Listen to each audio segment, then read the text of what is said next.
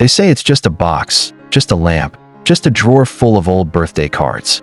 But what if I told you those harmless objects could be the very things pushing your loved ones away? Not because they don't care, but because they don't know how to reach you through the walls of things you've built up over time. And maybe, just maybe, neither do you. This isn't just about stuff. It's about what the stuff is doing to your peace of mind, your safety, and your relationships. It's about the silent weight you carry every time you walk past that hallway filled with unopened boxes, or every time you think, I might need this someday.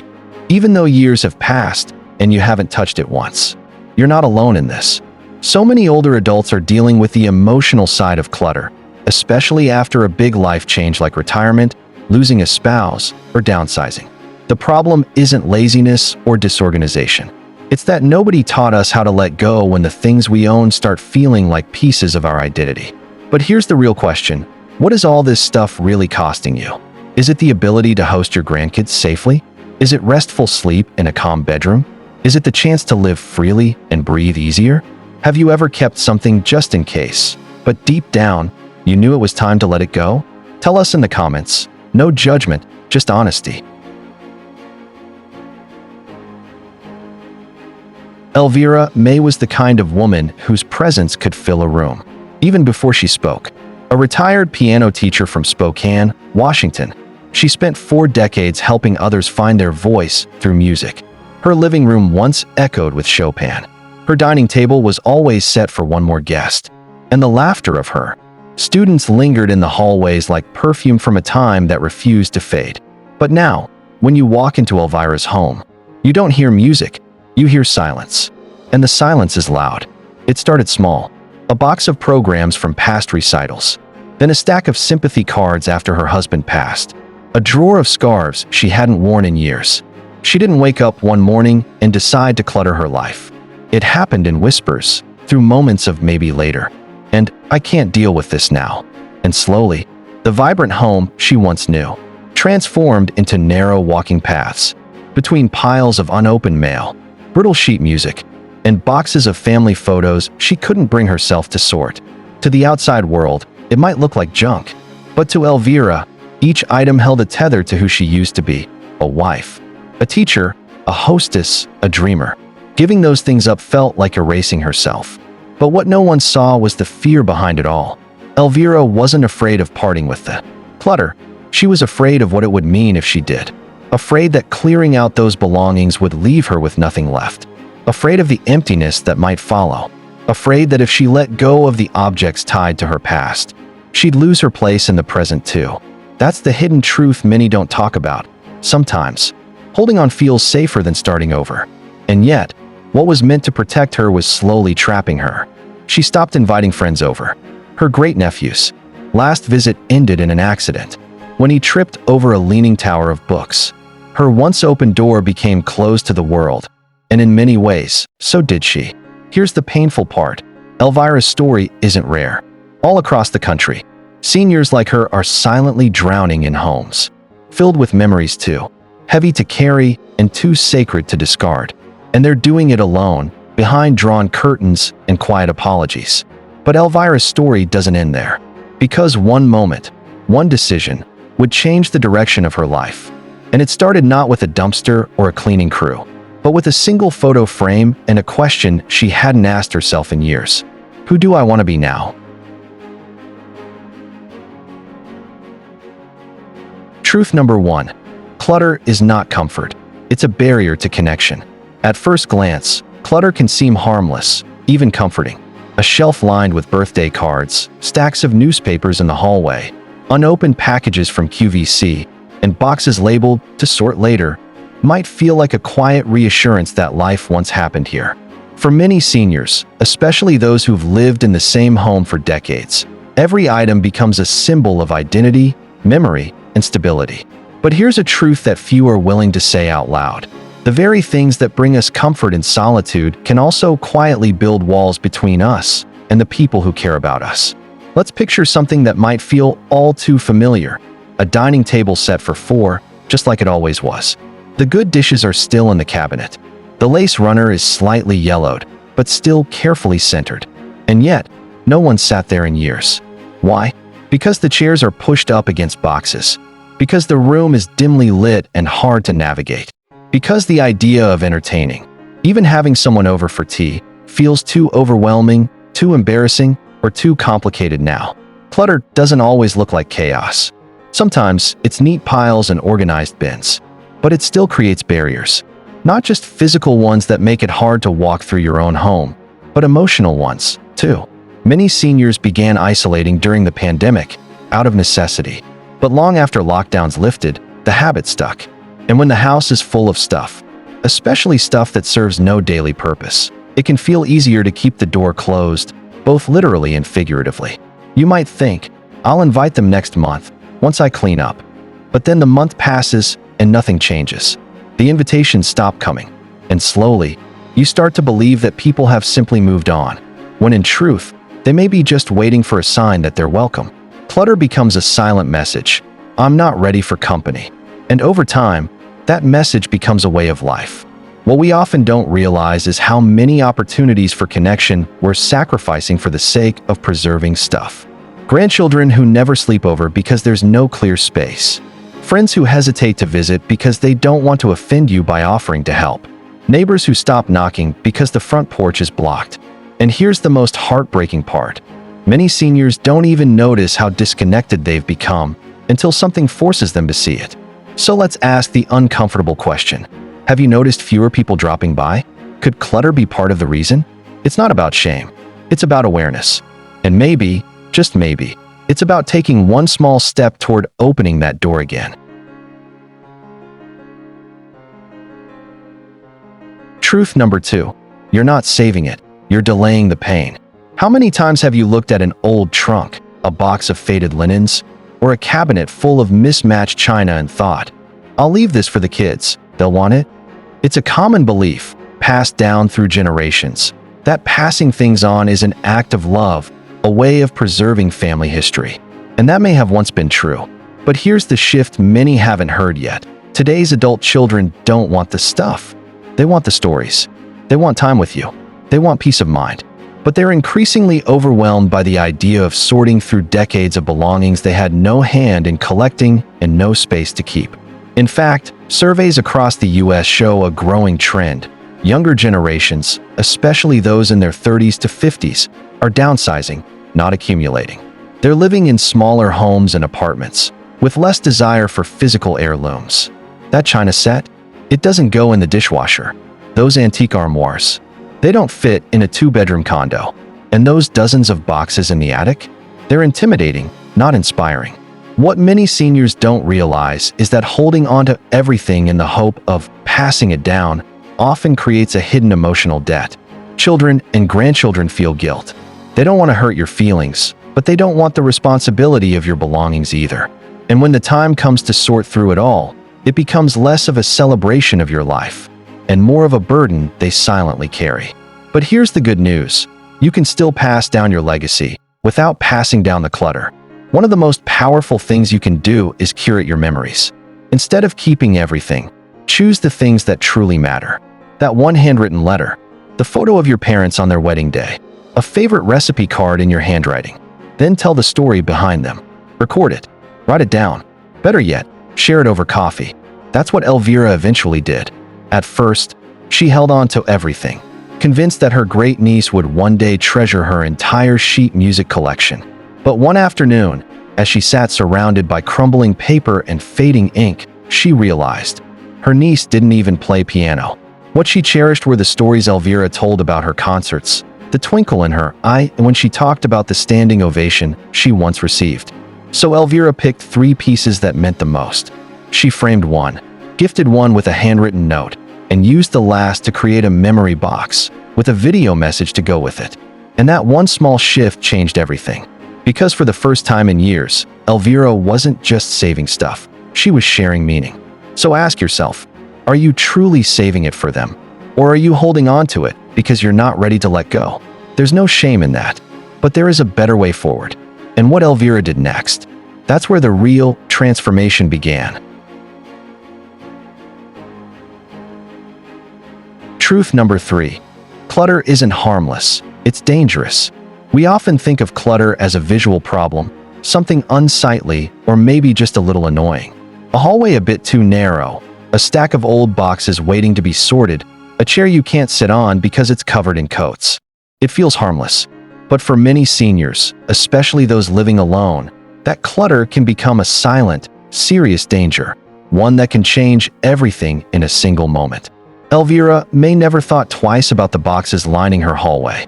They'd been there for years, filled with sheet music from recitals she once taught, songbooks she meant to organize, and cassette tapes she hadn't listened to since 1998. They were familiar, predictable, part of the home she loved. But one rainy Tuesday morning, those boxes became the reason she didn't make it to her front door. On her way to grab the phone, she caught her foot on the corner of a leaning stack. The pile tumbled. She lost her balance. And in one blink, Elvira was on the ground, alone, stunned, unable to get up. It took her nearly 3 hours to crawl to the side table where her phone sat. Her knees were scraped, her hip bruised, but what lingered long after the pain faded was something even deeper. Fear. "It wasn't the fall that scared me," she later whispered. "It was realizing no one would have known if I hadn't gotten up." This is the part of clutter we don't talk about enough. Not just the emotional toll, but the very real, physical risks. According to the CDC, falls are the leading cause of injury-related deaths for adults aged 65 and older in the United States. And in many of those cases, the cause wasn't illness or weakness, it was tripping over something in their own home. Area rugs that curl up, extension cords snaking across the floor, piles of books, clothing, papers, or packages that were meant to be temporary. It all adds up, and what was once a cozy, familiar environment slowly becomes a maze of hazards. Here's another truth that's hard to face. The longer the clutter stays, the less we notice it. Our brains adjust. We walk around the same obstacles every day, convincing ourselves we know the space well enough to avoid accidents. But all it takes is one misstep, one distracted moment, one shift in balance, and suddenly, we're in a situation we can't undo. For seniors living alone, the stakes are even higher. Limited mobility, slower reaction time, and sometimes, no one checking in regularly. It creates the perfect storm. And clutter becomes more than just stuff. It becomes a silent threat. So take a look around your home today, not with judgment, but with care. Are there walkways that feel tight? Is there a stack you've been meaning to move for months? Could something be blocking access to a phone, a door, or a light switch? These aren't just inconveniences. They could be the difference between safety and a life-altering injury. Elvira eventually cleared that hallway. Not all at once, but one box at a time. She kept her favorite piece of music and donated the rest to a local school. She bought a grabber tool, installed brighter lights, and started using her phone's voice assistant in case she ever needed help. It's not about living in a spotless house. It's about living in a safe one. Because your home should protect you, not put you at risk.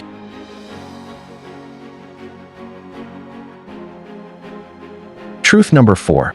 You're not weak for asking for help. For many older adults, asking for help feels like crossing a line they swore they'd never approach. After a lifetime of raising families, building careers, and solving problems alone, the thought of reaching out, especially for something as personal as clutter, can feel uncomfortable, even shameful. But here's the truth few people are saying out loud. Asking for help isn't weakness. It's wisdom. There's a deep, unspoken fear among many seniors that accepting assistance somehow means they've failed. That if they can't handle it themselves, they've lost a part of their independence. It's not just about pride, it's about identity. You've spent decades being the one people rely on. So how do you suddenly flip the script and say, "I need a hand"? That's where Elvira struggled most. She wasn't afraid of letting go of things. She was afraid of what it would say about her if she admitted she couldn't do it alone. She imagined pitying looks, whispered judgments, or even worse, her family pushing for assisted living before she was ready. But the moment she broke that silence, something unexpected happened. Instead of judgment, she found support. Her niece offered to help, not just with sorting, but with listening. A neighbor introduced her to a local program that paired seniors with volunteers trained in compassionate downsizing. And Elvira discovered something else. She wasn't the only one. In fact, communities across the U.S. are seeing a rise in demand for senior-focused decluttering help. And now, support is more available than ever. There are free or low-cost services through local area agencies on aging. Many cities offer home safety assessments and organization support tailored to older adults. Some senior centers even host declutter days, where families can participate in a judgment-free cleanup event. Professional organizers now specialize in helping seniors. They're trained to handle not just the physical mess, but the emotional attachment behind each item. They're not there to throw things out. They're there to help you choose what matters most. And family-led decluttering weekends are growing in popularity too. Not the grab the trash bags kind, but intentional, story-sharing afternoons where memories are preserved and decisions are made together. Elvira started with just one conversation, one brave moment where she said, "I think I'm ready to start, but I don't want to do it alone." And that's when everything began to shift, not because her house changed overnight, but because her heart did. So if you're feeling overwhelmed by clutter, ask yourself, are you really protecting your independence? Or are you carrying a burden you were never meant to carry alone? Sometimes, the strongest thing you can do is admit you're tired. And the wisest thing you can do is let someone love you through it. Would you ever consider asking someone to help? Why or why not? Share with us below. You never know who you might inspire by opening up.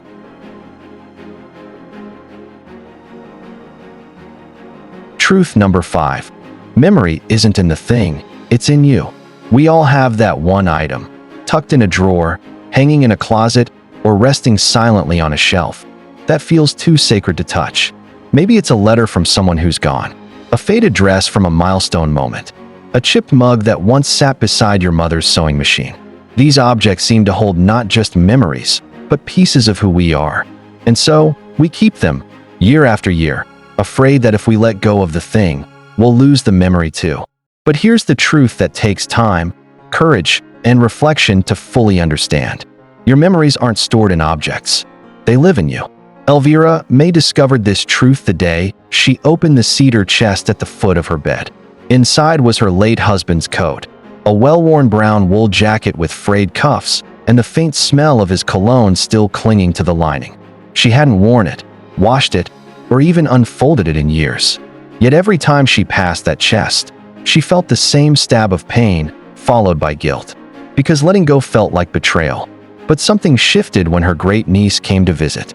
Instead of encouraging Elvira to get rid of it, she sat with her, listened to the story behind the coat, and gently asked, "What if we found a way to remember him, without holding on so tight?" That single question opened the door to something better than storage. It opened the door to preservation.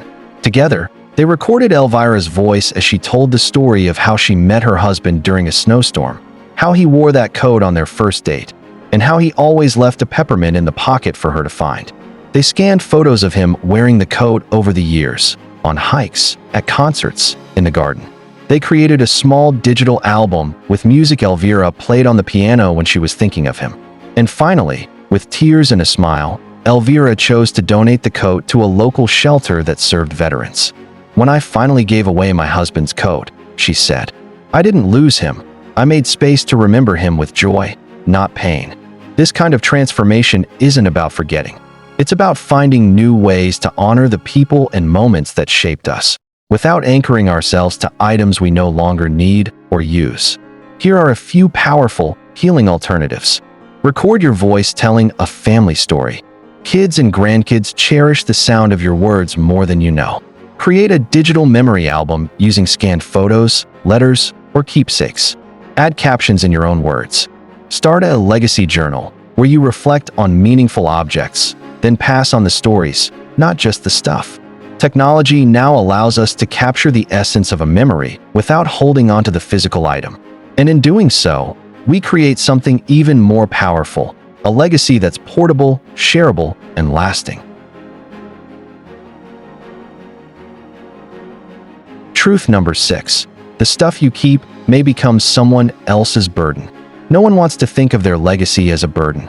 And yet, across the country, thousands of families are quietly struggling with a painful and often overlooked reality: the emotional weight of cleaning out a loved one's home after they've gone. Closets packed with forgotten clothes, drawers crammed with expired coupons and broken pens, boxes upon boxes labeled important, yet no one knows what's inside. For many older adults, The items they keep come from a place of love and intention. This might be useful for someone one day. That's part of our family history. The kids will want this when I'm gone. And while those thoughts are deeply rooted in care, they can unintentionally create an overwhelming legacy for the next generation to sort through. It's a harsh truth, but one that needs to be said. If you don't decide what stays, someone else eventually will. And often, that someone else is your adult children. Busy, grieving, unprepared, and emotionally torn between guilt and resentment. What should feel like a time to honor your memory instead becomes a task list. Sorting, donating, discarding, arguing over what to keep, wondering what mattered to you and what didn't. One daughter recalled spending 3 weekends going through her late mother's home, each drawer and cabinet feeling like a minefield. I didn't know what was trash and what was treasure, she said. I kept every receipt from the 70s just in case it meant something. In the end, she filled 6 dumpsters and still cried over a chipped teacup she wasn't sure was special. That's not the legacy any of us want to leave behind. And it's not just about the physical labor. It's the emotional toll. The decisions your loved ones never wanted to make without you. The fear of discarding something that mattered. The grief of closing a door, physically and metaphorically, without knowing what story each item told. Here's the empowering part. You have the chance to take control of that narrative now. You get to choose what stays and why. You get to tell the stories behind your treasures. You get to release the things that no longer serve you, so they don't become a burden to someone else. Start small. 1 drawer, 1 box, 1 shelf. Invite your family into the process, not just to help, but to talk. Ask them what they'd actually want to keep. You may be surprised to learn it's not the antique vase, but the recipe card in your handwriting. Not the formal china, but the faded apron you wore every Sunday. By lightening your load now, you offer a powerful gift. Clarity, peace, relief, connection. Elvira learned this firsthand. She once believed her old possessions would bring her family closer together when she was gone. But after helping a friend sort through a parent's overwhelming estate, she saw the other side. The stress, the tension, the tears. That weekend, she made a decision. She would never leave her loved ones guessing. She labeled what she wanted them to have. She wrote down the stories behind her favorite things. And more importantly, she let go of the things she'd been holding on to just in case. Because the truth is, your legacy isn't measured by how much you leave behind. It's measured by how clearly you show what mattered most. So ask yourself today, are you leaving your family a gift or a burden? You still have time to make that choice, and that choice can change everything. Elvira didn't start with a grand plan. There was no checklist, no moving truck, no dramatic moment of purging everything at once. All she did was walk into her guest room, once a space filled with warmth and overnight visits, and decide, quietly but firmly, this room deserves to breathe again. And so do I. That one choice became her turning point. She didn't rush. She didn't force herself to be ruthless with her memories. Instead, she moved with intention. She picked up each item and asked herself not just, do I need this, but does this support the life I want to live now? The boxes of holiday decorations from 3 decades ago? She kept one small ornament that reminded her of her late husband's laugh and donated the rest to a local community center that hosted Christmas parties for children in foster care. The guest bed, hidden under years of off-season clothing, was cleared off, fluffed up, and made ready for company. She placed a small vase with fresh flowers on the nightstand, just in case someone came to visit. And someone did. Her niece returned the very next weekend. "It feels different in here," she said. "Lighter." And Elvira smiled. Not because the room looked cleaner, but because it felt open again. Welcoming. Alive. That's the shift no one tells you about. When you start to release the physical clutter, you make room for things you didn't realize you were missing. For Elvira, it was music. She sat at her piano, covered for years with old mail and music books she hadn't opened, and began playing again. Not with perfection, but with joy. She played for herself, then for her niece, then for a neighbor who hadn't heard live piano in years. And just like that, her house wasn't quiet anymore. It was vibrant. The laughter returned, not just because the space changed, but because she changed. She stopped clinging to what was and started reconnecting with what could be. Her home became a reflection of her current life, not just her past. Letting go wasn't easy. It came with emotion, discomfort, and moments of hesitation. But each item she released felt like shedding a layer of weight she didn't realize she was carrying. And with every inch of space she reclaimed, a new sense of possibility stepped in. Elvira's story isn't about minimalism. It's not about living with nothing. It's about finally living with intention. About making space for connection, creativity, and comfort, not just for guests, but for herself. And here's the beautiful part. Her journey began not with a massive clean out, but with one single room. A room that whispered, "There's still time." A room that reminded her, "You're still here, so why not make this place worth living in now?" Her home wasn't just cleaner, it was lighter, and so was she. Hoarding isn't about laziness or mess. It's about holding on to what once made us feel safe, seen, or loved. For many seniors, clutter is the language of grief, nostalgia, and unspoken fear. But freedom begins the moment we realize we don't have to carry it all. Letting go doesn't erase the past. It honors it by making space for what still matters. So if this message stirred something in you, if you saw yourself or someone you love in Elvira's journey, don't keep it to yourself. Hit that like button to show support. Share this video with someone who might be silently overwhelmed by the weight of their own memories. And subscribe to Wise Aging Seniors for more real, compassionate advice that helps you live lighter and love deeper, starting today.